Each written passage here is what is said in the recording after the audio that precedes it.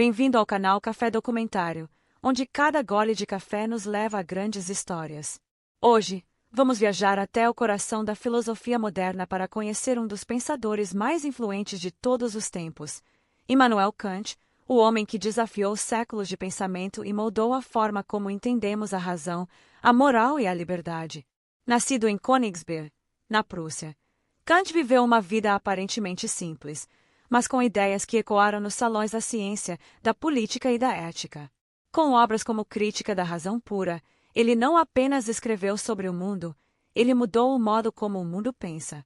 Neste documentário, vamos descobrir como um professor metódico e discreto se tornou um gigante intelectual.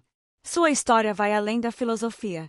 É sobre disciplina, autonomia e a busca incansável pela verdade. Prepare-se! A jornada de Immanuel Kant começa agora. Immanuel Kant nasceu em 22 de abril de 1724, na cidade de Königsberg, na Prússia Oriental, hoje Kaliningrado, na Rússia. Era o quarto de 9 filhos de uma família modesta. Seu pai, Johann Georg Kant, era um celeiro trabalhador. Sua mãe, Ana Regina, mulher de forte religiosidade pietista, cultivava valores como humildade, disciplina e fé. Embora pouco instruída formalmente, ela teria uma influência profunda no caráter e no senso moral do jovem Kant. Desde cedo, Kant demonstrava uma curiosidade insaciável e uma inteligência notável. Estudou no Colégio Frederiциano, uma escola rigorosa de orientação religiosa, onde aprendeu latim e recebeu uma formação baseada na moral cristã e na autodisciplina. Mas, embora respeitasse a fé de sua mãe, foi no terreno da razão que ele decidiu plantar suas raízes. Aos 16 anos, ingressou na Universidade de Königsberg, onde estudou filosofia, matemática, física e ciências naturais. Foi fortemente influenciado por Leibniz e Wolff, expoentes do racionalismo, mas também ficou fascinado pelas ideias de Isaac Newton, que lhe revelaram a precisão e a ordem do universo físico. Após a morte do pai, Kant enfrentou dificuldades financeiras e passou quase uma década trabalhando como preceptor, tutor, em casas nobres do interior. Nessa fase de vida, afastado da universidade, ele lia avidamente, escrevia em cadernos e rascunhava ideias que mais tarde revolucionariam o pensamento ocidental.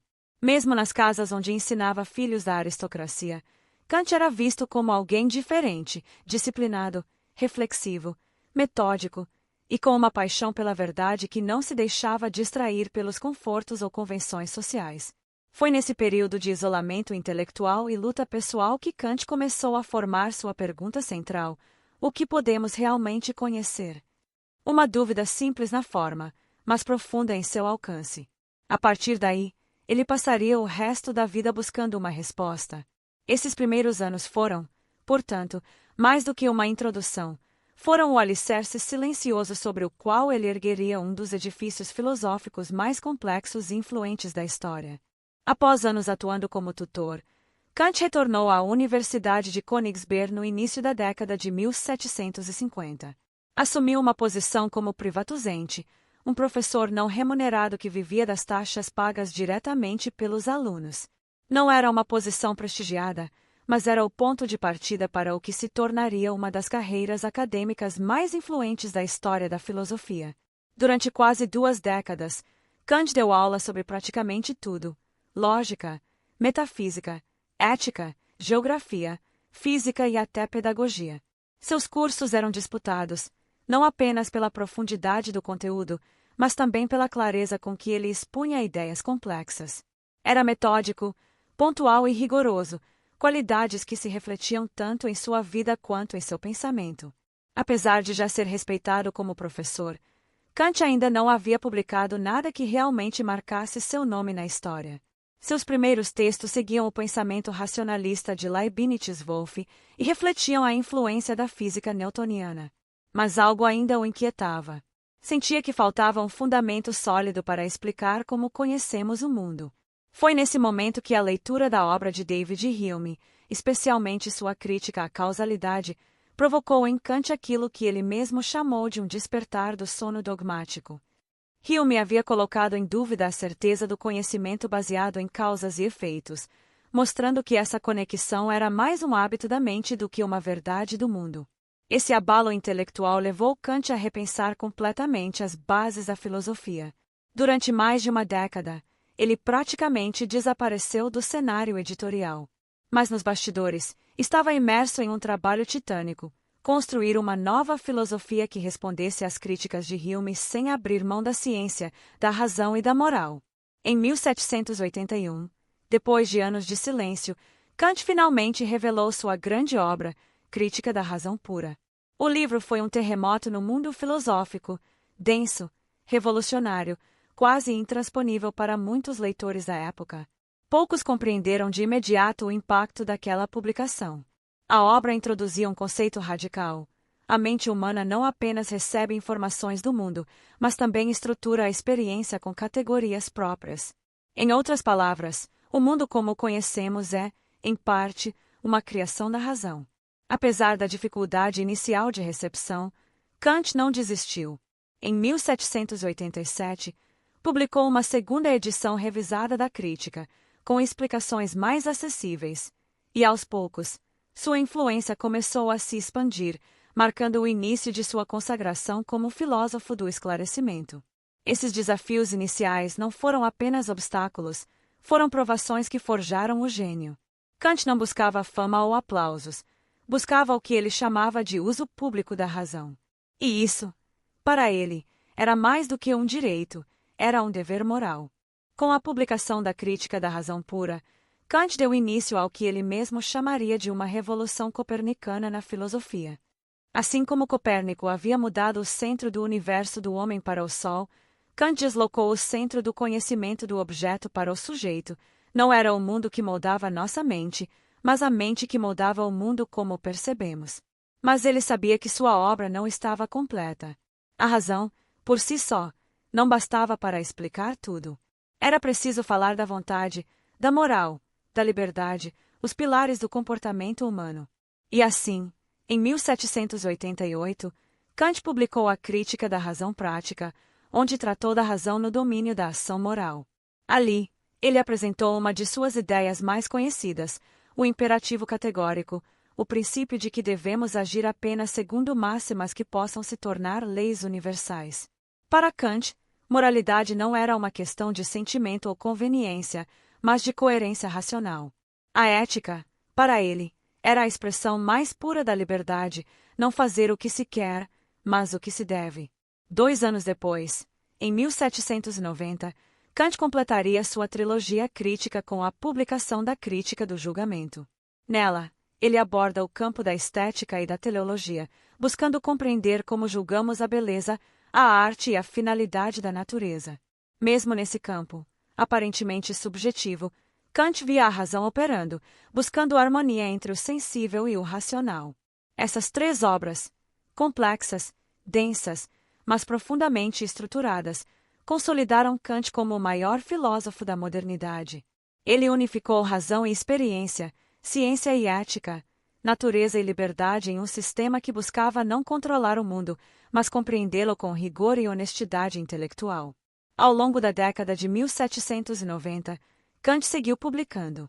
Escreveu sobre educação, política, história e religião. Sua obra A Paz Perpétua, de 1795, propôs princípios que anteviam as ideias modernas de democracia, direitos humanos e uma federação internacional de estados, quase 2 séculos antes da ONU. Mesmo sem sair de Königsberg, Kant alcançou os centros intelectuais da Europa. Suas ideias ecoaram em Berlim, Paris, Londres e mais tarde em todo o mundo. Ele provava, com sua vida e sua obra, que não era necessário cruzar oceanos para transformar o pensamento da humanidade. Apesar de seu reconhecimento, Kant enfrentou críticas e censura. No final de sua vida, foi proibido pelo governo prussiano de escrever sobre religião após defender uma fé racional, livre da imposição da Igreja. Seu estilo denso e sua linguagem abstrata também geraram resistência. Kant exigia esforço do leitor, e nem todos estavam dispostos a acompanhá-lo nessa jornada intelectual. Além disso, sua defesa da razão universal foi questionada por pensadores posteriores que criticaram a exclusão das emoções, da cultura e da experiência concreta. Mas Kant nunca buscou aplausos. Seu compromisso era com a verdade, com a razão e com o esclarecimento. Nos últimos anos de sua vida, Immanuel Kant não era mais apenas um filósofo, era um símbolo vivo da razão. Seus livros já circulavam por toda a Europa, seus conceitos influenciavam pensadores, artistas, educadores, políticos. Ele havia se tornado uma espécie de farol para o iluminismo, uma era que acreditava na luz da razão como guia para a humanidade. Aos poucos, porém, a saúde o traía. Sua memória falhava, sua escrita tornava-se hesitante, sua energia se dissipava. Ainda assim, não abandonou o trabalho. Até o fim, Kant tentou concluir um manuscrito ambicioso que buscava unir todos os seus pensamentos em um sistema final, um grande esforço de síntese que ele intitulou A Transição do Fundamento Metafísico da Ciência Natural para a Física, mas que jamais terminaria. Em 1803, com 79 anos, Kant faleceu em sua casa em Königsberg. Suas últimas palavras teriam sido: "Es ist gut." Está bem. Simples, contida, mas profundamente reveladora. Era como se, depois de uma vida inteira em busca dos limites e possibilidades da razão, ele partisse com a serenidade de quem havia cumprido seu dever, com rigor, dignidade e verdade. Após sua morte, Kant não desapareceu. Ao contrário, sua influência apenas cresceu. Suas ideias moldariam os rumos da filosofia moderna, inspirando gigantes como Hegel, Schopenhauer, Nietzsche, Freud, Russell e até Einstein, que reconhecia a importância do pensamento kantiano na formulação de sua própria teoria do espaço-tempo. Além da filosofia, Kant impactou a ciência, a ética, o direito, a estética, a política e até a pedagogia. Seu pensamento sobre autonomia, liberdade, dignidade humana e responsabilidade racional ecoa até hoje, em salas de aula, tribunais, tratados internacionais e movimentos sociais. Kant viveu toda a sua existência em uma só cidade. Nunca viajou. Nunca se casou. E mesmo assim, tocou o mundo inteiro. Sua vida nos lembra que grandes jornadas não são medidas por milhas percorridas, mas por ideias que cruzam os séculos. Legado e influência. O legado de Immanuel Kant transcende sua época, seu idioma e até mesmo sua disciplina. Ele não foi apenas um pensador que reorganizou a filosofia, ele foi um arquiteto da modernidade. Suas ideias criaram fundações sobre as quais muito do pensamento ocidental se sustenta até hoje. Na ética, Kant colocou a dignidade humana no centro do debate. Ao afirmar que o ser humano deve ser sempre tratado como um fim, e nunca como um meio, ele forneceu o princípio moral que inspiraria gerações de juristas, ativistas e educadores. A Declaração Universal dos Direitos Humanos, promulgada quase 150 anos após sua morte, carrega o espírito de sua filosofia. Na política, sua defesa da autonomia e da liberdade como princípios racionais ecoou em ideais democráticos e no conceito moderno de cidadania. Kant acreditava que o progresso da humanidade dependia do uso público da razão, o direito de questionar, criticar, argumentar. Uma liberdade que ele não via como privilégio, mas como dever de todo cidadão esclarecido. Na ciência e na epistemologia, sua tese de que a mente estrutura a experiência abriu caminho para novas formas de entender a realidade. Sua influência pode ser rastreada em pensadores como Einstein, que considerava a ideia kantiana de espaço e tempo como condições da experiência algo profundamente próximo da relatividade. Na estética, Kant enxergou a beleza como algo que revela uma harmonia entre sensibilidade e razão, um julgamento sem interesse, mas com universalidade. Essa visão influenciou artistas, escritores e teóricos da arte, que encontraram na sua obra uma ponte entre o subjetivo e o universal. Na pedagogia, ele foi um dos primeiros a defender que a educação deveria formar não apenas profissionais, mas cidadãos éticos e autônomos, capazes de pensar por si mesmos. E na filosofia, seu impacto é imensurável. Cada corrente do pensamento moderno, seja existencialista, fenomenológica, analítica ou crítica, dialoga de alguma forma com Kant, seja para continuar seu projeto, seja para desafiá-lo. Ele se tornou um ponto de referência inevitável, um divisor de águas. Mais do que um filósofo, Kant foi um guardião da razão em tempos turbulentos. Um defensor incansável da liberdade, não como simples escolha, mas como maturidade moral. Seu legado não está apenas nos livros, mas nas consciências inquietas que ousam perguntar: o que posso saber? O que devo fazer? O que me é permitido esperar? Kant não nos deu todas as respostas, mas nos deu algo ainda mais precioso: as perguntas certas. Se você chegou até aqui, obrigado por compartilhar essa jornada conosco. A vida de Immanuel Kant é um lembrete poderoso de que o pensamento, quando guiado pela razão e pela coragem, pode transformar o mundo. Se gostou desse documentário, inscreva-se no canal Café Documentário e continue explorando conosco histórias que merecem ser lembradas. Até a próxima!